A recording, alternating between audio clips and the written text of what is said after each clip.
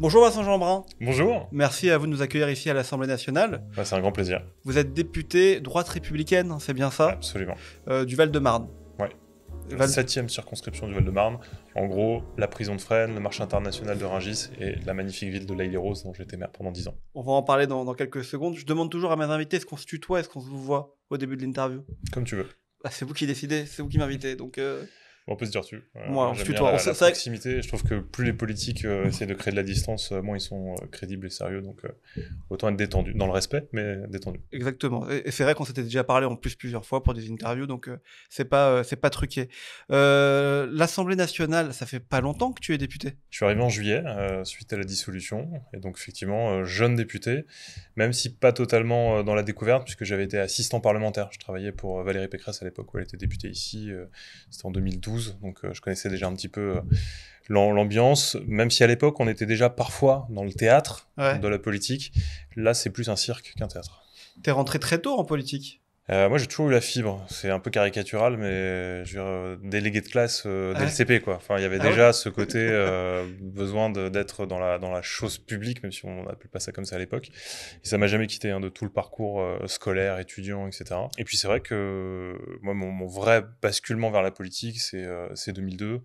C'est le second tour Chirac-Le Pen. Il paraît que t'es à l'origine d'une manifestation contre Jean-Marie Le Pen. Alors, moi, j'avais voulu une manifestation pour et pas contre, c'est-à-dire pour les valeurs de la République. Ouais. Et c'était une marche blanche. On commençait à ce moment-là... moi, j'étais au lycée à l'époque. Il commençait à y avoir un petit peu de casse dans les manifs à Paris. Et c'était beaucoup des manifs contre. Et nous, on avait voulu, avec les quelques copains du bahut, faire une manif pour. Et on était restés d'ailleurs en banlieue, on n'était pas montés sur Paris. Il y avait du monde. Et écoute, un petit millier selon la police. Il y a encore un article du Parisien de l'époque, une brève sur Internet qui en témoigne. Donc c'est mon premier grand mouvement politique pour moi. C'est mon moment, je veux dire, pas mouvement, mais avec un vrai frisson. J'en parle un petit peu dans mon livre, mais il y a un moment donné, à l'Haye-les-Roses, une grande pente, une grande montée. Et en fait, on avait lancé un mot d'ordre, mais on savait pas combien on était, impossible de savoir. Et à ce moment-là, avec l'effet de pente, en fait, moi je suis en tête de cortège, je marche à reculons, je vois le cortège, et en fait la pente dévoile la marée humaine. Alors comme ça, 1000, on peut se dire qu'est-ce que ça fait, mais je peux vous assurer qu'à ce moment-là, c'était un truc de fou. Et vraiment, il y avait ce côté, on scandait un slogan, il y avait comme ça 1000 personnes qui répondaient, et c'est devenu, mais pour moi, un éclair à ce moment-là dans ma tête en fait, on était plus collectivement que la somme des individualités. Il y avait quelque chose de plus grand qui émanait de ce mouvement-là. Et pour moi, ça, c'est la définition de la politique. Alors justement, la politique 2002. Et après, tu combats le RN, enfin le FN à cette époque-là. Ouais. Le FN, je regardais ça tout à l'heure, c'est 14% en 1988 au premier tour de l'élection présidentielle avec Jean-Marie Le Pen. Et je crois que c'est 23 ou 24% en 2022. Comment toi, tu l'expliques ça? Est-ce que tu combats d'ailleurs toujours le RN aujourd'hui? Est-ce que c'est plus un parti républicain comme avant? Alors attention, il y a Jean-Marie Le Pen, ses propos, le Front National. Il y a posé la question de savoir si le Rassemblement National dûment élu dans l'hémicycle est républicain ou pas. C'est pas tout à fait la même question, donc je veux bien qu'on reprenne ça, si tu veux, point par point. Ouais. Ce qui est certain, c'est que moi, j'appartiens à une famille politique, qui est la droite républicaine, issue du gaullisme, qui défend une certaine idée de la République, et notamment l'universalisme républicain. Et en ça, toute forme de racisme, je la combats parce que moi je regarde les gens non pas en fonction de leurs origines, de leurs orientations sexuelles, de leur religion ou de leur couleur de peau. Moi, ce qui va m'intéresser, c'est leur comportement. On disait universaliste. Parfois, quand j'en parle avec des jeunes dans la ville ou sur la circonscription, je parle de comportementalisme. C'est en gros, tu te comportes bien, tu respectes les lois, tu aimes ce pays. Welcome, bienvenue. Je vais pas trier les gens en fonction de leurs essences. Vous savez, tu sais, c'est le mot à la mode maintenant. On essentialise les gens. Il y a des gens qui essentialisent d'un côté, c'est les wokistes qui vont dire on interdit à une personne non racisée, sous-entendu blanche, de rentrer dans une réunion de personnes racisées, c'est-à-dire de personnes non blanches, au prétexte que la personne blanche ne pourrait pas comprendre ce que c'est que le racisme dont sont victimes les personnes racisées. Et à l'autre bout de l'échiquier, il y a des gens qui considèrent que parce que on vient de tel ou tel pays, parce qu'on a telle ou telle religion, on n'aurait pas le droit au débat, on serait des Français de seconde classe. Moi, ça, je le rejette des deux côtés et je continue à le combattre, évidemment. Maintenant, je crois aussi à la démocratie. quand dans une démocratie, vous avez un parti dûment constitué, qui est le Rassemblement national de Marine Le Pen, et qu'il y a des électeurs qui, en toute liberté, les font siéger à l'Assemblée nationale, je ne dirais pas qu'ils sont hors du champ républicain, au sens qu'ils n'auraient pas leur place dans le débat démocratique. Et comment expliquer que ce parti ait réussi à progresser autant alors en 20 ans? En fait, l'analyse, elle est juste sur le Rassemblement national, enfin, c'est la même pour le Rassemblement national que pour la LFI, finalement. Il y a eu un désamour des Français des formations politiques dites de gouvernement, parce que la vérité, c'est que bien souvent, parfois par manque de courage, parfois par volonté de ne pas écouter les Français. Je pense au référendum sur Maastricht, par exemple, où les Français ont dit non, puis finalement on est passé en force. Et puis de manière générale, par une forme d'impuissance généralisée des pouvoirs publics, les Français ont eu envie de plus de radicalité. C'est vrai, parfois alimenté par une émotion de peur. En fait, quand on n'est plus en sécurité dans les rues, quand on peut avoir notre pays mis à feu et à sang, et les émeutes en sont un bon exemple, sans qu'il y ait de réaction des pouvoirs publics, sans que l'État change quoi que ce soit, je peux comprendre qu'il y a des concitoyens qui disent, mais ils sont bien gentils, là, ceux qui se disent modérés, parti de gouvernement, mais je vais tenter la version plus hard. Mais c'est pas la droite, l'extrême droite aujourd'hui? Ah non. On va y revenir, mais de l'autre côté, moi je vois aussi des gens qui ont basculé vers la LFI, vers une autre forme d'extrémisme, avec cette fois moins la peur que la colère face à une forme d'injustice. Parce que notre pays n'est pas tout à fait juste. Il y a, par rapport au fait qu'il y a des gens qui bossent et qui vivent malgré tout dans la précarité, il y a aussi ce sentiment. Et donc, moi je combats les idées de la LFI, je combats les idées du Rassemblement national, pour autant, je ne dirais jamais qu'ils n'ont pas leur place dans l'hémicycle, c'est la démocratie qui a parlé. Qu'est-ce qui vous différencie du Rassemblement national à la droite républicaine? On dit plus LR d'ailleurs, on dit droite républicaine maintenant? En tout cas, le groupe à l'Assemblée nationale, c'est le groupe La Droite Républicaine, dont je suis porte-parole.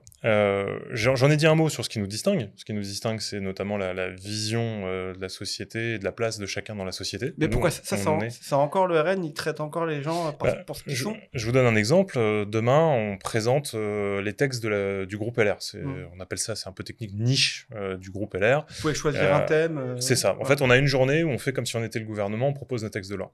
Moi, je présente un texte sur le fait de favoriser les travailleurs pour l'obtention d'un logement social. En gros, que ceux qui bossent, ceux qui apportent quelque chose à notre pays, puissent quand même avoir l'avantage d'être quand même un peu priorisés sur la solidarité nationale. Quels sont les amendements du Rassemblement national? Il y en a plus d'une dizaine sur « on veut donner la priorité aux Français, uniquement aux Français ». Donc, vous voyez, ils regardent la carte d'identité des gens plutôt que ce qu'ils apportent à la société. Et au fond, si je caricature la position, ça veut dire que un dealer qui pourrit la vie du quartier, mais qui est français depuis 3 générations, il serait prioritaire pour le logement social. L'infirmière ukrainienne qui vous sauve et qui vous soigne, elle serait pas prioritaire. Moi, je préfère, encore une fois, regarder le comportement des gens, le mérite des gens, et dans le cas du logement social, par exemple... Ils ont traité de gauchistes, j'ai vu. Ouais, parce que vous défendez cette proposition. Parce qu'encore une fois, je pense que soutenir la France, ça peut passer aussi par soutenir des gens qui n'étaient pas français hier, mais qui ont choisi de le devenir et d'apporter à notre pays. Moi, j'adore la devise étrangère, enfin, c'est la devise, pardon, de la Légion étrangère, où c'est devenir français par le sang versé. Donc même si on n'a pas le sang des ancêtres, c'est je crois à mon pays, je suis prêt à me battre pour lui. Ma grand-mère était italienne, mes grands-parents étaient italiens, mon grand-père et ma grand-mère.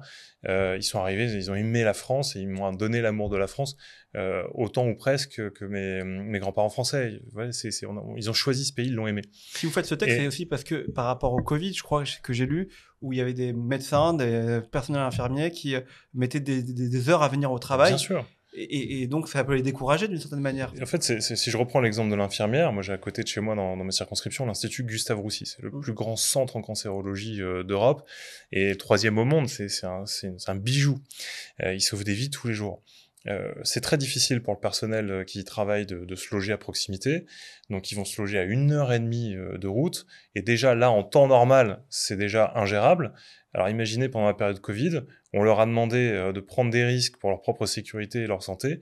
Ils venaient dans les conditions. Et là, qu'est-ce qu'ils voient? Ils voient qu'il y a des familles qui ne travaillent pas, qui font le choix d'être uniquement, de vivre uniquement des aides, qui vont avoir un logement social juste à côté de l'hôpital, alors qu'eux, ils vont continuer à faire 3 heures de route par jour. Ouais. C'est pas entendable. Et c'est vrai que je parlais du Covid parce que on les a applaudis au balcon, on les a applaudis aux fenêtres. On dit, vous êtes nos héros. Et en fait, on a applaudi essentiellement des gens qui travaillaient.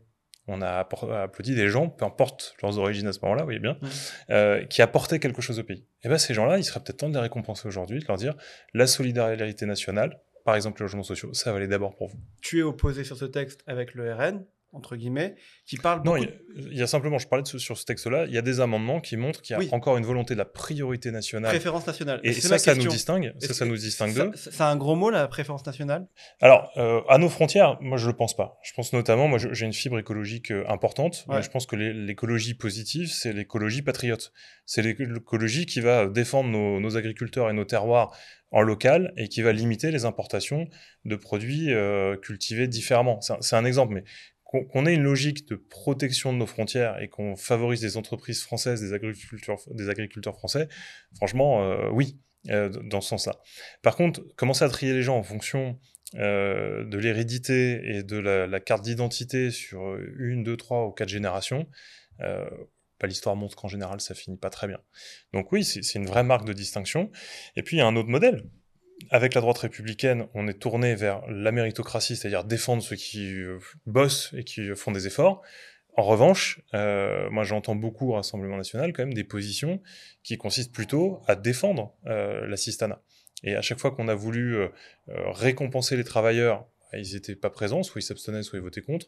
Et quand on a voulu sanctionner l'assistanat, ils n'étaient pas au rendez-vous non plus. Donc on voit bien qu'il y a une logique quasi clientéliste de continuer à défendre ceux qui vivent de la solidarité nationale. Parfois c'est subi, parfois c'est choisi, mais c'est pas notre ligne, clairement. Tu viens des quartiers populaires? Ouais, j'ai grandi dans une barre HLM de la ville de l'Île-de-Rose. Ouais. On peut être de droite et venir des quartiers populaires. Ouais, il y a une droite des quartiers populaires. Il y en a un paquet, et il y a plein de gens de droite dans les quartiers populaires. En tout cas, il y a plein de gens qui croient au travail et au mérite, ça c'est certain, et qui ne supportent pas de voir que eux, ils se lèvent le matin, ils vont bosser, ils essayent de donner des valeurs à leurs gamins, de leur dire de bien travailler à l'école, et qu'à côté de ça, il y a une minorité qui malheureusement parfois est de moins en moins minoritaire, mais qui fiche le bazar, qui deal, qui génère des phénomènes de violence, et jusqu'à tout brûler au moment des émeutes par exemple. Et ces gens-là, ils veulent quoi? Ils veulent de l'ordre, c'est quand même plutôt des valeurs de droite. Ils veulent la liberté de réussir, de s'émanciper, c'est aussi une valeur de droite. Et bien souvent, ils ne demandent pas à survivre avec des aides, mais justement à pouvoir réussir et créer son entreprise ou trouver le boulot qui va leur permettre de s'en sortir. En tout cas, moi, c'est les valeurs qu'on m'a transmises quand j'étais gamin. Et mes parents, qui n'étaient pas politisés, hein, ni de droite ni de gauche, c'était pas le sujet. Mais par contre, il y avait ces valeurs. Et ces valeurs, je les ai retrouvées dans le discours de la droite. D'autant plus que quand j'étais gamin à la Île-et-Rose, c'était une ville gérée par la gauche, dans un département communiste, le dernier département communiste de France. Et en fait, j'étais assez sidéré quand j'ai commencé à avoir une forme de conscience politique, de voir qu'en fait, on nous disait t'as pas grand-chose, t'inquiète pas, on va te donner un petit quelque chose, mais on va pas t'aider à t'en sortir. Vous connaissez tous l'histoire de donner un poisson tous les jours ou apprendre à pêcher. Le sentiment que j'ai eu quand j'étais gamin, c'est que la politique de gauche, c'est un peu caricatural, mais c'est comme ça que j'ai ressenti à l'époque, c'était tu vas rester dépendant de nous, on va te donner un petit bout de poisson tous les jours. Tu vas pas manger à ta faim, mais tu vas pas manger.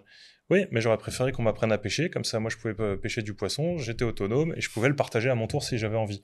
Mais du coup, on t'a appris à pêcher, parce que t'es de droite. C'est ma famille qui m'a appris à pêcher, mais pas la philosophie qu'il y avait à l'époque sur le territoire à l'Île-et-Rose. L'écologie, ça peut être de droite ou pas? Parce que tu parlais d'écologie absolument de droite. Ce qui est terrible dans notre pays, c'est qu'avec des mouvements comme Europe Écologie Les Verts, on nous a fait passer une idéologie d'extrême gauche, parfois quasi anarchiste, sous le couvert de on protège la planète. Il y a des choses à sauver là-dedans. Hein. Ils ont alerté, notamment sur les problématiques de climat, mais se dire écologique, ça oblige à se dire de gauche. Ça a été comme ça pendant des années. C'est pour ça, ouais. Moi, je suis convaincu qu'il y a une écologie de droite. D'ailleurs, j'en suis l'incarnation, et avec différents amis, que ce soit Olivier Blond, qui est un spécialiste des nuisances du bruit, par exemple, ou mon ami Yann Verling, qui a créé le parti Écologie Positive, qui s'est carrément présenté aux élections européennes. Il y a un courant, clairement, de l'écologie de droite. En deux mots, une des valeurs de droite, c'est quoi? C'est la transmission. Si tu peux pas être pour la transmission et le fait de céder quelque chose, un patrimoine entre guillemets à tes enfants et tes petits-enfants, et dire je me moque de savoir quelle planète on va leur transmettre. C'est pas possible. Si t'es de droite, tu veilles à ce que la planète que tu transmets à tes enfants, elle soit suffisamment de qualité. C'est déjà un facteur fondamental. Et un deuxième sujet qui, moi, me tient particulièrement à cœur pour différentes raisons, c'est ce que j'appelle la santé environnementale. En fait, quand on est père de famille, on a envie que l'eau que boivent nos enfants, elle soit pure, elle soit saine, elle les rende pas malades, que l'air qu'ils respirent soit pas pollué, que l'environnement sonore soit pas tellement stressant qu'ils perdent des années de vie, que quand tu fais cuire un œuf dans une poêle, tu sois pas en train d'empoisonner tes enfants parce que le revêtement est rempli de polluants éternels, etc., etc. Et en fait, ce prisme-là, non seulement j'y crois beaucoup, en plus, je travaille à un think tank sur ces questions-là avec quelques collègues. Et ici, à l'Assemblée nationale, je vais être co-rapporteur d'une mission d'évaluation des politiques publiques, pardon, c'est un peu technique, mais sur ces sujets-là, pour que justement on regarde où on en est en France. Et quand tu vois les scandales sur la qualité de l'eau, la qualité de l'air, etc., tu te dis, en fait, il y a une urgence absolue à ce qu'on siffle la fin de la récré et qu'on se dise et maintenant ça suffit, il faut qu'on défende l'environnement dans lequel on vit. C'est quand même... Ça, c'est de droite, tu vois. De quoi? De défendre l'écologie ou de les deux, parce qu'en fait, quand tu défends la sécurité des gens, et par exemple la sécurité sanitaire des gens, encore une fois, que tu boire de l'eau de qualité, de respirer de l'air de qualité, manger de la nourriture de qualité, et tu vois, la sécurité, c'est une valeur de droite, et ça t'amène automatiquement à dire il faut lutter contre la pollution des sols, la pollution des nappes phréatiques, la pollution de l'air, etc., etc. Tu constates quand même que l'écologie, c'est devenu moins prioritaire pour les Français aujourd'hui, ou pas? Ça l'était il y a quelques années, vraiment prioritaire, et ça l'est moins. Je partage ce sentiment, je le regrette, mais je le comprends aussi. C'est-à-dire qu'on a souvent eu cette phrase, tu sais, opposer la fin du mois à la fin du monde. Il y a eu une crise du pouvoir d'achat monstrueuse avec une inflation qui a été record. On remplissait le caddie, on en avait pour 2 fois, 3 fois le prix d'avant. Enfin, hallucinant pour les gens. J'étais encore maire il y a quelques mois de ça. Il y avait des familles qui avant vivaient correctement, soit de la retraite, soit de leur petit salaire, et qui en quelques mois en fait sont passés dans le rouge à la fin de chaque mois, et donc on commençait à accumuler des déficits. Et ils venaient voir le centre communal d'action sociale dans la ville en disant, mais un peu honteux, en me disant je comprends pas, je travaille comme avant, je fais un peu plus et puis j'ai plus rien. Donc je regrette qu'on oppose en fait les deux. Mais je peux le comprendre parce qu'il y a une urgence vitale. Quand ton frigo est vide, ta priorité c'est de remplir le frigo et tu regardes un petit peu moins les choses. Après, en tant que responsable politique, c'est à nous justement de se mettre à la hauteur des enjeux et de faire en sorte que, en fait, on parle d'écologie de façon à pas culpabiliser les gens, mais plutôt à leur dire, les amis, on est tous d'accord, on veut respirer de l'air de qualité ou pas? Ouais. Je pense que ça, tu mets tout le monde d'accord, c'est plus de droite ou de gauche là. On veut que l'air il soit pollué. Et on fait dans Paris plein de pistes cyclables et tout. Et si ça apporte la garantie que, tu vois, ça c'est typiquement l'idéologie, c'est quand tu fais une piste cyclable. Moi je fais du vélo, je viens souvent à l'Assemblée en vélo, ou je prends le métro, donc tu vois, je vais pas être un pro-bagnole pour être un pro-bagnole, c'est pas le sujet. J'ai pas le permis, donc tu vois, si je te dis ça, voilà. Mais quand tu viens sans demander déjà, sans concerter personne, mettre divisé par 2 une place ou une route dans Paris, et que de fait ça va générer tellement de bouchons qu'à la fin l'air il sera ultra pollué, c'est ça. Et qu'en plus tu fais respirer à des cyclistes un air super pollué, t'es dans l'écologie punitive. Si par contre tu mets tout le monde autour de la table en disant est-ce qu'il y a une seule personne ici qui veut continuer à respirer de l'air pollué, à mon avis tu fais l'unanimité contre, et donc tu dis est-ce qu'on trouve des solutions concrètes, prouvées, concertées, évaluées, la politique finalement. Et là on y va, ouais bien sûr. Mais tu vois, d'ailleurs je dois t'avouer qu'ici c'est un truc qui me choque beaucoup, 10 ans de mandat de maire, je parlais à tout le monde. Parce que quand t'es le maire de tout le monde déjà, quelle que soit l'étiquette politique des gens dans ta commune. Et puis autour de moi, il y avait des maires socialistes, il y avait des maires communistes. On se parlait par nature, parce que l'intérêt général, quand ta route, elle se poursuit dans la commune d'à côté, tu dis pas je vais pas parler au maire parce qu'il est communiste. On la répare ensemble, cette route. On parlait d'écologie. Moi, j'ai été pendant quelques années à la tête d'une structure qu'on avait avec différentes villes, que des villes communistes, sur la géothermie. Première structure de géothermie d'Europe. On était fiers. On n'a jamais politisé le truc. C'était génial. De l'énergie propre, pas chère pour les gens. On y va. Et ici, à l'Assemblée, c'est l'inverse. Même si on a la même idée à l'Assemblée, t'as pas la même étiquette. C'est pas les mêmes ambiances, quand même. Vous rentrez beaucoup dedans à l'Assemblée. Mais ouais, mais tu sais, c'est très sectaire. Enfin, l'autre jour, il y avait une question d'un député socialiste. Et justement, on parlait de la qualité de la nourriture. Et il posait une question à la ministre de la Santé sur la présence du mercure dans les boîtes de thon. Cette question, elle était respectueuse, elle était bien posée. Elle était intelligente. En plus, il lançait une vraie alerte en disant, dans nos communes, on a des crèches, et on sait que les métaux lourds, comme le mercure dans les boîtes de thon, ça peut perturber la croissance des enfants. Enfin, plus ils sont petits, plus c'est dangereux. Et il dit à la ministre de la Santé, est-ce qu'il faut faire un moratoire sur les boîtes de thon? Est-ce qu'il faut arrêter de mettre des boîtes de thon dans nos cantines? Enfin, question sérieuse. Il termine sa question. Moi, j'applaudis. Tu vois, je suis un jeune député, j'arrive, j'applaudis. Mais t'imagines pas le nombre de regards qui sont tournés vers moi, y compris d'ailleurs du camp socialiste. Pourquoi il applaudit, lui? Il se moque de nous ou quoi? C'est quoi? Et en fait, juste, si la question est bonne, pourquoi je pourrais pas applaudir, en fait? C'était quel député qui avait posé cette question? Il va m'en vouloir, mais je connais pas son nom. J'avoue que je les connais pas tous encore. Mais c'est facile à retrouver, c'est encore le gouvernement Barnier. Et tu vois, ça, au niveau local, ça n'arrivera pas. Au niveau local, il y a quelqu'un qui pose une bonne question, qui fait un bon diagnostic. Tu regardes pas son étiquette, tu dis, t'as raison, on va travailler ensemble. L'intérêt général, d'abord. Et à l'Assemblée, on sent que ça vient d'un peu plus loin, ça. Il faut lutter pour que l'intérêt général passe avant les petites guéguerres politiques. On va parler du mandat de maire, mais avant de terminer sur cette partie, Emmanuel Macron, il est de droite ou il est de gauche? Oh putain. Pardon pour le gros, ouais. C'est le cri du cœur. Je crois qu'il a fait tout son parcours politique en essayant de dire qu'il était ni l'un ni l'autre. Non mais en vrai, t'avais une idée, toi? Bah, d'abord, tu sais, en France, on a beaucoup de problèmes parce qu'on a essayé de mettre la politique sur une seule ligne, qui va de droite à gauche. Quand tu fais des sciences politiques, ils t'apprennent que c'est plutôt il y a abscisse ordonnée, tu sais, comme dans nos vieux cours de maths. Et il y a plus ou moins conservateur au niveau sociétal. Est-ce que tu es très conservateur? Est-ce que tu es très libéral? Et puis, il y a le niveau économique. Est-ce que tu es très protectionniste ou est-ce que tu es très libéral économiquement? Et clairement, Macron, il est dans un univers libéral-libéral, c'est-à-dire très libéral économiquement, très libéral d'un point de vue sociétal.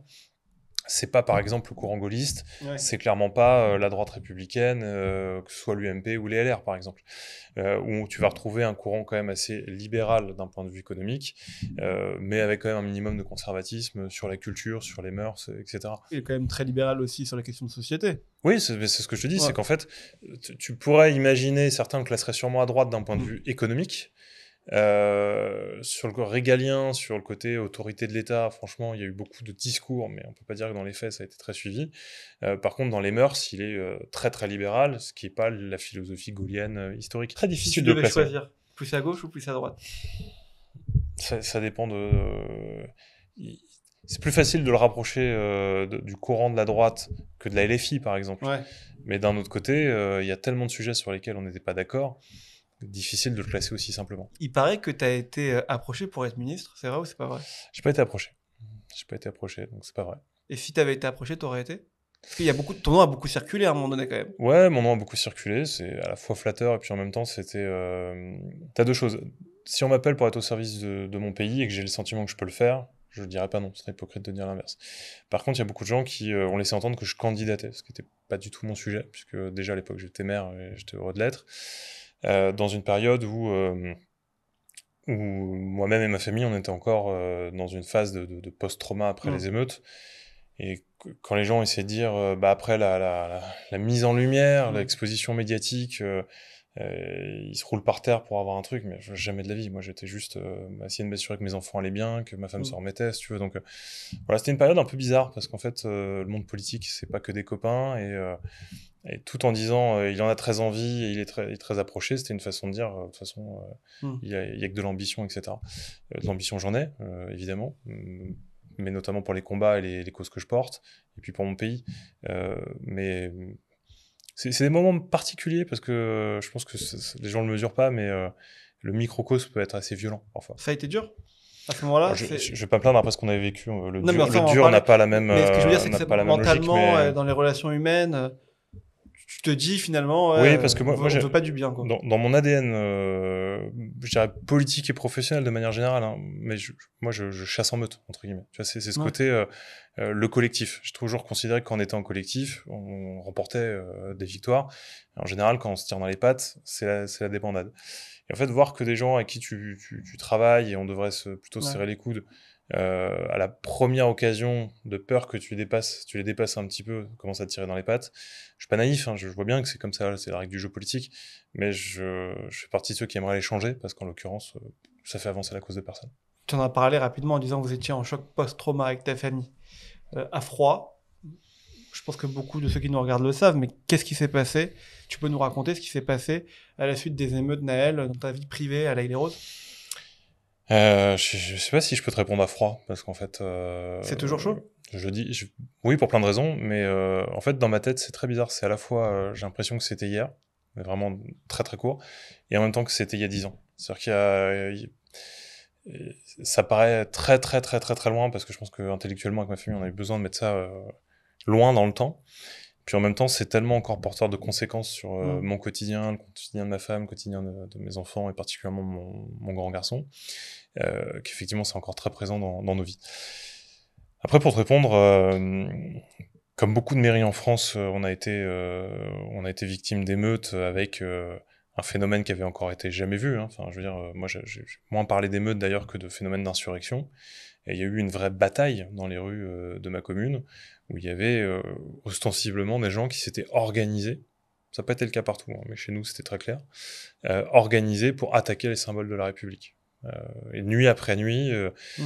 les monuments qui représentaient la ville et la République étaient attaqués, les forces de sécurité étaient mises à mal, et petit à petit, ça s'est monté en puissance.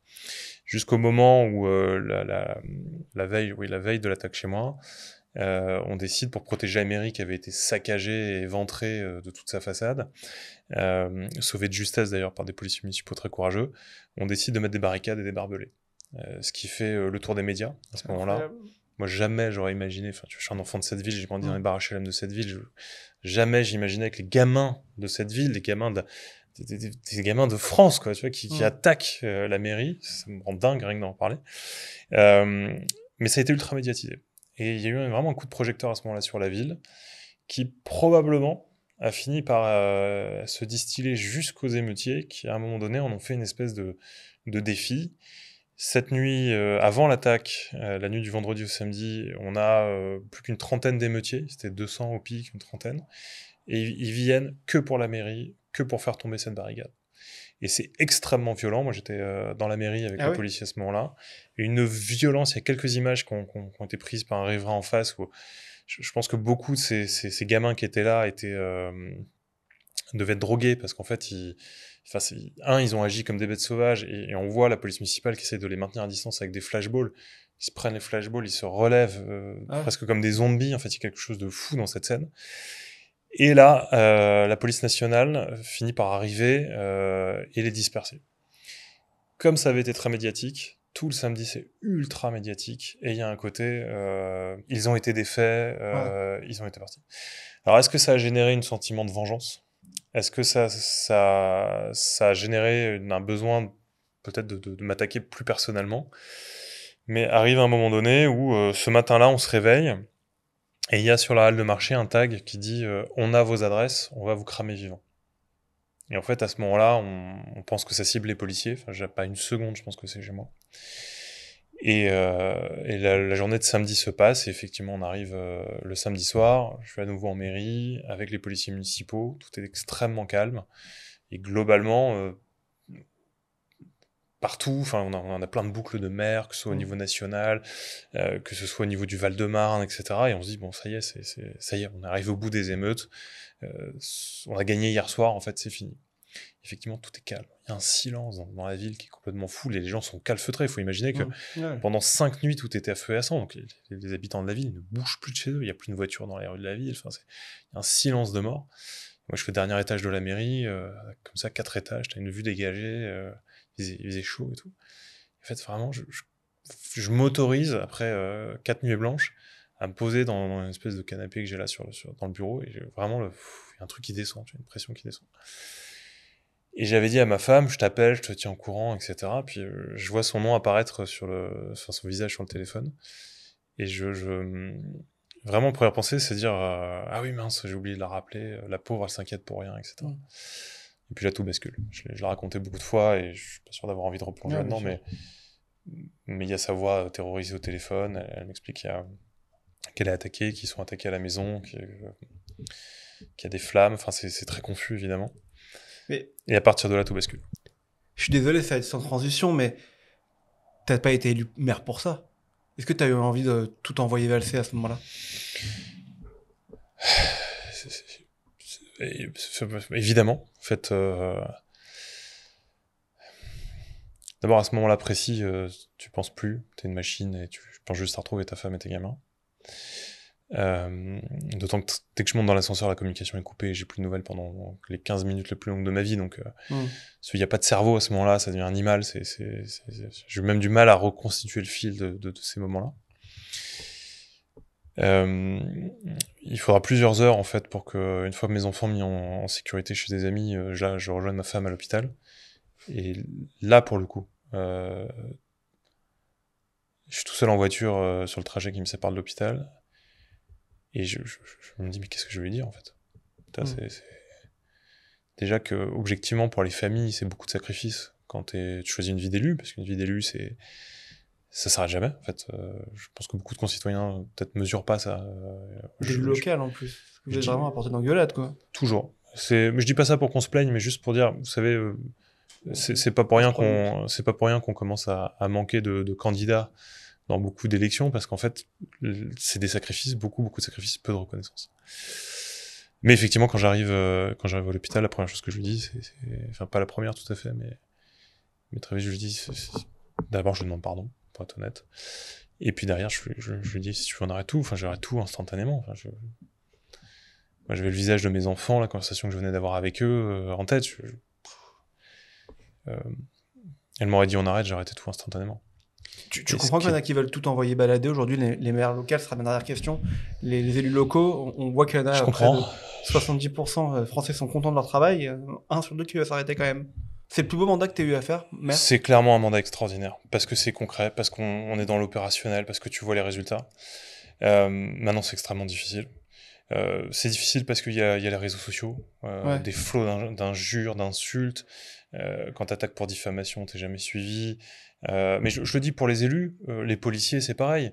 Maintenant, on a leurs photos dans les halls d'immeubles avec leur numéro de téléphone, enfin des insultes, des menaces de mort. C'est pareil, il y a tout un tas de représentants de l'autorité de l'État ou de la République qui sont menacés, et en général, celui qui menace va être relâché ou va s'en sortir. Donc il faut changer notre code de justice. Il y a des journalistes qui, quelques temps après les émeutes, m'avaient dit, mais alors, en fait, pourquoi vous avez continué? Je dis, d'abord parce que ma femme, extrêmement courageuse, a dit, mais il est hors de question qu'on soit des victimes. Sous-entendu, il est hors de question que ce soit eux qui décident pour nous quelle vie on va mener. Et donc en gros, si un jour on veut arrêter la politique, on décidera d'arrêter la politique, mais c'est pas parce qu'on aura eu peur, c'est pas parce qu'ils nous ont attaqués. Et donc il y a eu dans toute sa reconstruction, et à chaque fois qu'on m'a posé la question de dire, mais par exemple, si vous aviez un jeune qui vous demande s'il faut s'engager en politique, je dirais, effectivement, c'est plus dur qu'avant, mais c'est justement parce que c'est plus dur que c'est le bon moment. Enfin, c'est un petit peu comme si on disait, mais disons, c'est quand le bon moment pour rentrer en résistance? Je peux vous dire que pendant la Seconde Guerre mondiale, c'est effectivement quand c'est le plus dur qu'il faut s'engager, parce que c'est le moment où ça fait le plus sens.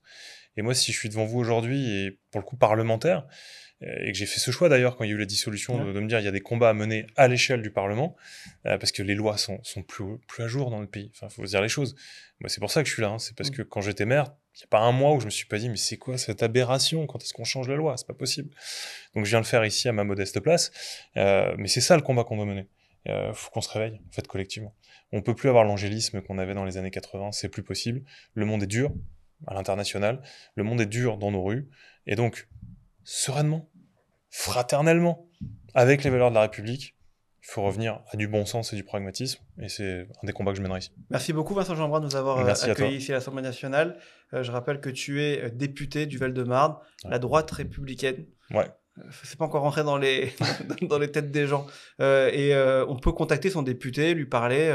Absolument. Moi, je fais des permanences tous les vendredis matins. Je tourne dans toutes les villes de ma circonscription. Et j'étais même un peu plus loin, parce que en plus d'un mail sur toutes les affiches que tu peux trouver, j'ai mis un numéro de téléphone portable. D'accord. Donc, et ça marche, on t'appelle? Plutôt les SMS pour plus de réactivité.